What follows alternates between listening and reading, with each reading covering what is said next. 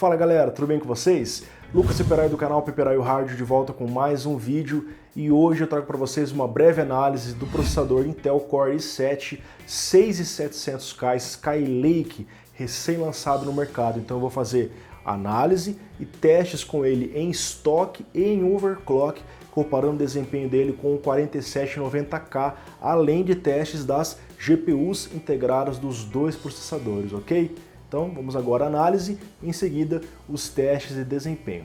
Bom, o CPU Core i7 6700K ele chegou ao mercado praticamente junto com o CPU Broadwell da quinta geração. Ele trouxe ao mercado novidades bem interessantes como o suporte a memórias DDR4, que até então só era suportado na plataforma entusiasta X99. De uma forma simples, o DDR4 é mais rápido que o DDR3, permite o dobro da densidade e consome menos energia. Agora, com a entrada do DDR4 na plataforma mainstream, a tendência é que os preços dos módulos sejam reduzidos. Mas atenção, ao contrário da X99 que permitiu o Quad Channel, na Z170 nós não podemos usar o Quad Channel. O controlador de memória do CPU Skylake permite apenas o Dual Channel. E para a tristeza de alguns, um novo socket foi introduzido. Sai o LGA 1150 e entra o LGA 1151. Então você não pode utilizar CPUs Skylake em sockets antigos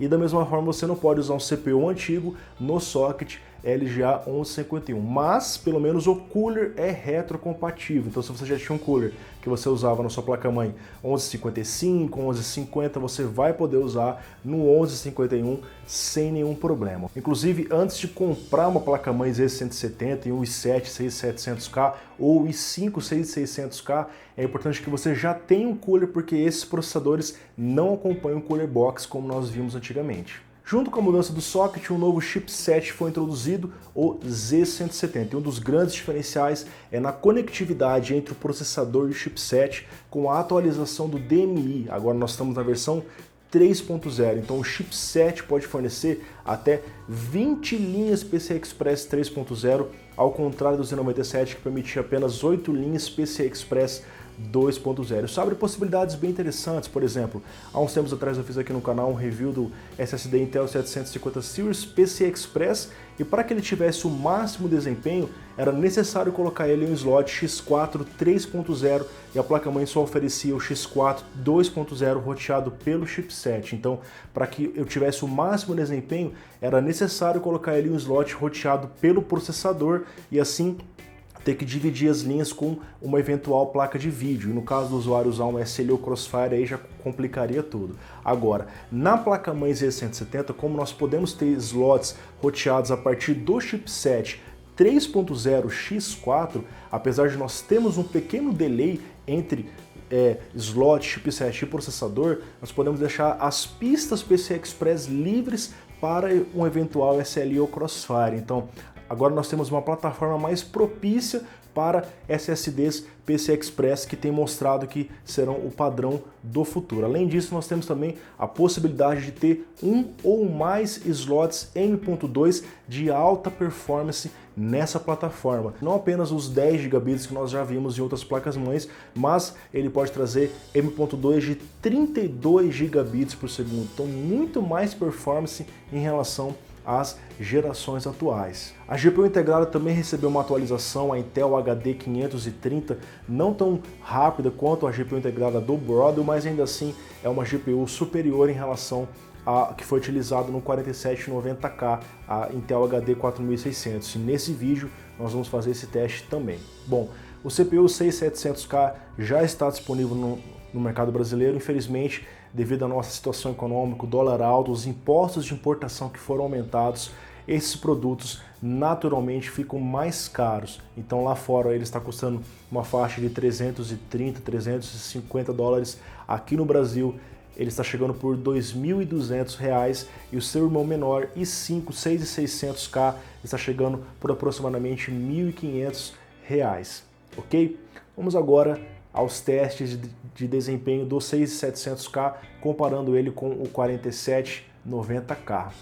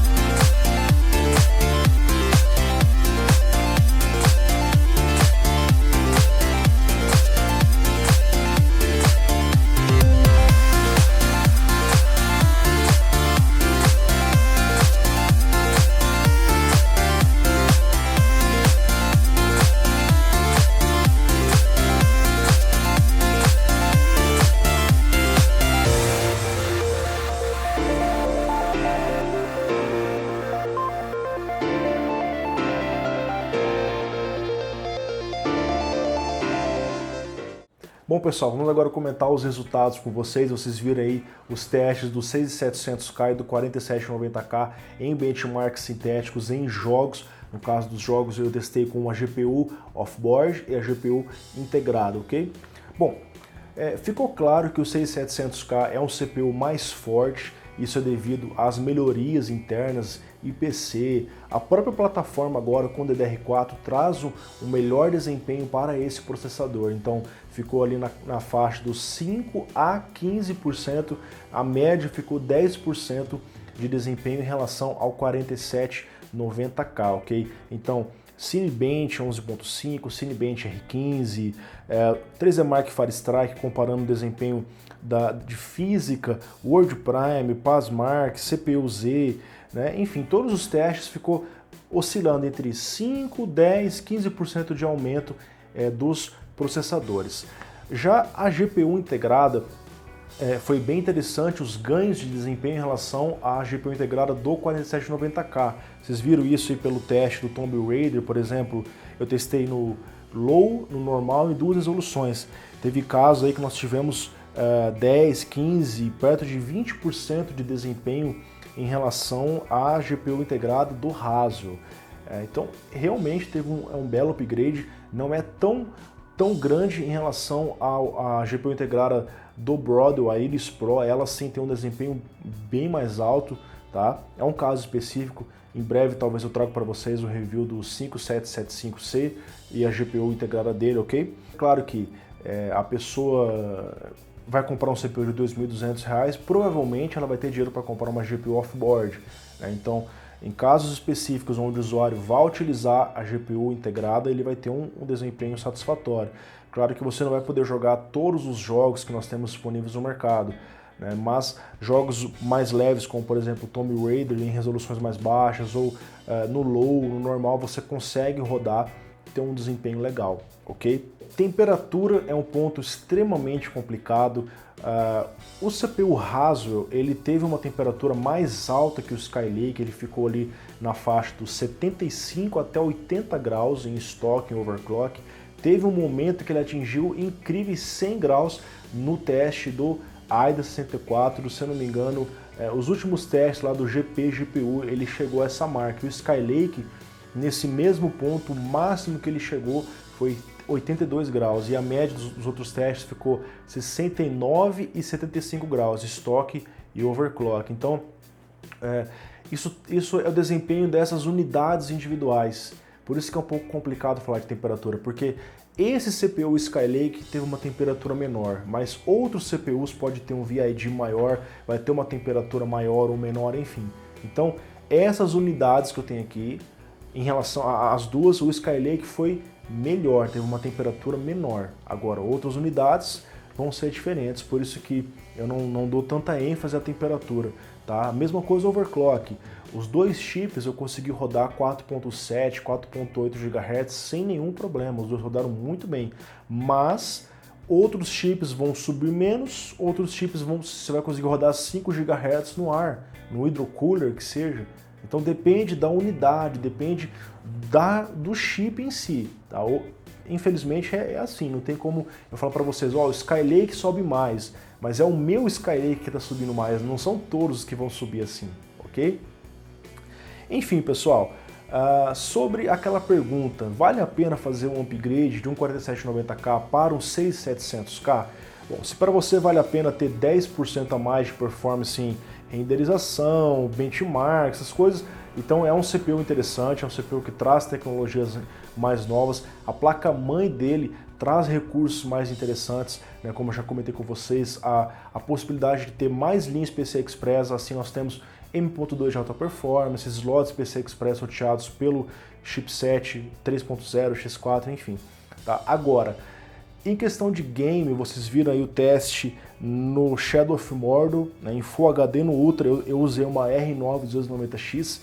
Desempenho, o Skylake se saiu melhor, mas não foi uma grande diferença, foi aí mais ou menos 5% de diferença usando uma GPU integrada, usando uma GPU off-board. A GPU integrada, como eu já comentei, teve um desempenho a mais, bacana, ok?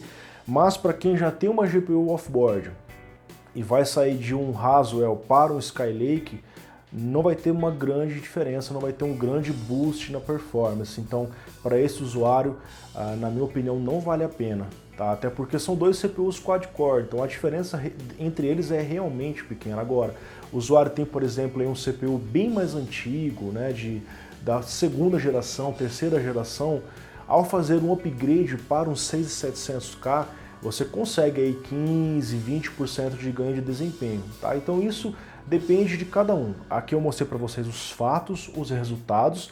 Agora você decide se vale a pena sair de X CPU para Y CPU. Em relação ao 4790K, a diferença é muito pequena, são CPUs de gerações muito próximas, então nós não temos um grande salto de desempenho, mas para usuários que querem um pouco a mais, o 6700K é uma boa opção.